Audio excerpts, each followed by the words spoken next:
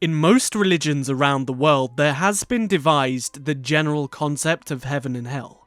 One place is a supposed paradise where you live on forever in a kind of peaceful bliss, and the other is a place of eternal damnation. But the description for that damnation often changes depending on the religion. And in the Star Wars universe, this religious concept also rings true. One thing that we learn about death when it comes to the Force is that the Jedi are striving to become one with it. They believe that they are transcended into the Force upon death and they essentially live forever. And this is kind of the Jedi's belief of a heaven in a way. A place of bliss, a place where you are one with the very thing that you have served selflessly. And in some cases with that, you're allowed to keep your corporeal form, your corporeal identity, and manifest as a kind of spirit back into the real world. But with all of this talk in the Star Wars universe of Force ghosts and becoming one with the Force, one thing that is not discussed very often in Star Wars is the opposite of that. Star Wars' very own concept of hell. One thing that the Sith are striving for so endlessly is eternal life. They want to dominate the Force, they want to control the Force so they can live forever. They are terrified of death because they know that in death they lose their physical power. They are afraid of what comes next. But there's only 2 times, I think, in the entirety of the Star Wars movie saga that the word hell is even used. The first time it's said is by Uncle Owen in A New Hope, where he says there will be hell to pay, which doesn't have any kind of concept of place. And then the other time it's used is in The Empire Strikes Back, but this one is more religiously contextual, because Han Solo says, "I will see you in hell." This one statement alone kind of indicates the idea of a hell existing within Star Wars, or at least the belief of it. And funnily enough, they actually wrote around this statement to try and place the word hell outside of the religious ideology of Force users within one of the mythologies of a planetary system in Star Wars. Now, I will get to the Force's concept of hell in just a second, because it does differ from our own, but I just want to talk about Han Solo's reference in The Empire Strikes Back first, because the word hell only exists within the Corellian definition of it. The word hell in the Star Wars universe comes from Corellian mythology. Han Solo is Corellian, that's why he says it. And in Corellian mythology, there are 9 hells. This is where the word hell in itself comes from.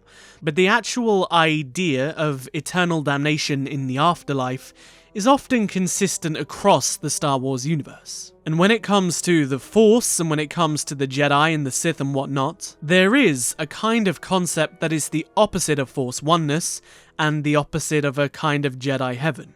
And this is known as chaos. Which is kind of funny, because the actual description of chaos is kind of the opposite of that. It's not as chaotic as you think it would be. With that said though, chaos is the Star Wars equivalent of eternal damnation. It is a supposed place within the netherworld of the Force that the spirits of the Sith, Dark Jedi, and just generally evil people go to when they die. But unlike our idea of hell, chaos in the Star Wars universe isn't a place where souls go and they are tortured for the rest of eternity by little red dudes with tridents. It's actually a place of utter darkness. The spirits of the Sith, or those that are trapped in chaos, are trapped with their own thoughts, and they have no power, they have no control. It is just them and this eternal kind of black. However, within that eternal darkness is also kind of, I don't know how to put it, like a mirror dimension. It's very confusing and it's kind of hard to explain. The best way that I can explain this to most of you is actually the death of Exar Kun. You see, when Exar Kun basically killed himself on Yavin 4, what he intended to do was consume all of the Massassi and use their energy to basically allow him to pull his spirit from his body and exist in an incorporeal form that existed within the corporeal world. Much like a Force ghost in a way. But this went wrong, and instead Exar Kun was banished to chaos, but he was trapped in the confines of Yavin 4. His spirit was kind of free to wander around, as I mentioned, in like a mirror dimension of Yavin temples, but it was empty to him, and it was also a place of unfathomable darkness. We know this because in the comic books we can actually see a slide where he hears Ulic Qel-Droma through what's left of his connection to the Force, and he is calling out to basically have Ulic save him. And we can see Exar's perspective of what's around him, and that is absolutely nothing but darkness. But we also know later on that over the course of thousands of years, in his exile, he had come to realise that he was trapped within his temple, and he somehow managed to learn to navigate through that temple's mirror dimension despite that eternal darkness. This is how he appears through the walls of the Jedi Praxium to torment Luke's students and whatnot. Although what's interesting here is that when Luke is pulled into chaos by Exar Kun, who puts him into a coma, he can actually see the temple in its own light. He could see the figure of Exar Kun. And I just think that's kind of interesting to note that a good light side Force user who was pulled into Star Wars' version of Hell wasn't confined to eternal darkness like a Sith Lord. Whether this is just an inconsistency of the writing, I don't know, but, I thought I'd just mention it anyway. Additionally, we also know that Chaos is a place where the Force still existed, despite the fact it was the place where Force users who used it for their own selfish means were trapped forever. Because Exar Kun was able to influence the world around him through the Force, but through other people. He basically needed a conduit to connect to the physical reality, and although they weren't in chaos with him or in this kind of mirror dimension of the world, he was able to hear and feel them through the Force, and then in turn connect to them and potentially control them. Another thing we know about Chaos is that it wasn't a place that was inescapable. As I mentioned, Exar Kun tried to possess a number of Luke's students to try and return to a physical form. Marka Ragnos is also another character that's given the opportunity to resurrect after his spirit is brought out of Chaos by the disciples of Ragnos. Although I don't believe there is an example of a Sith Lord or a dark side Force user who was killed, went to Chaos and was trapped there, and then somehow came back from Chaos, although I could be wrong. But the thing is here is that there is a lot of inconsistency, right? Because it's said that becoming a Force ghost is a kind of Jedi heaven. You're allowed to live eternally in peace, and you're free to go anywhere, do anything, but you exist within that space of incorporeal and corporeal. You can go to the incorporeal realm at will, but you can also show yourself in the corporeal realm at will. You have a freedom as a Force ghost. Whereas the Sith, they are eternally damned. And we only really see Sith spirits when they are trapped with artifacts or places of power that they are connected to. But the idea of Chaos kind of refutes that.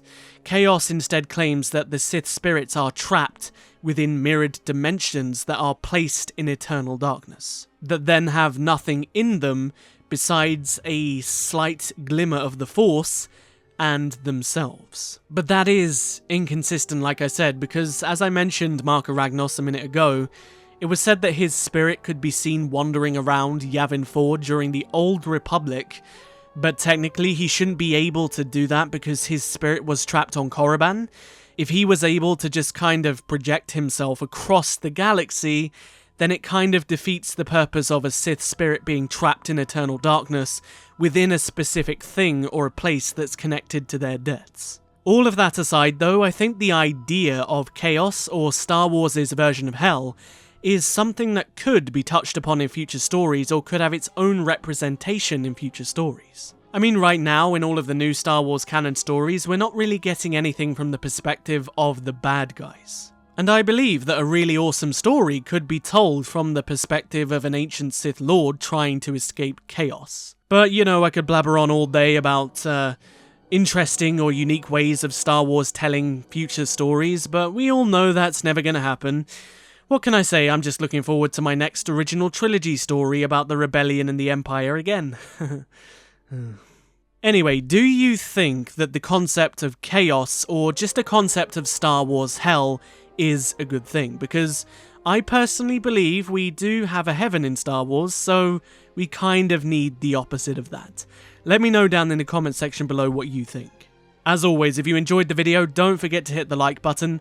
I've been having a hellish time as of late in the YouTube algorithm, and hitting the like button really does help me out a great deal. And if you haven't, perhaps consider subscribing to join the biggest growing Knights of the Old Republic community on YouTube.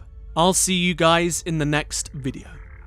But until then, may the Force be with you. Always.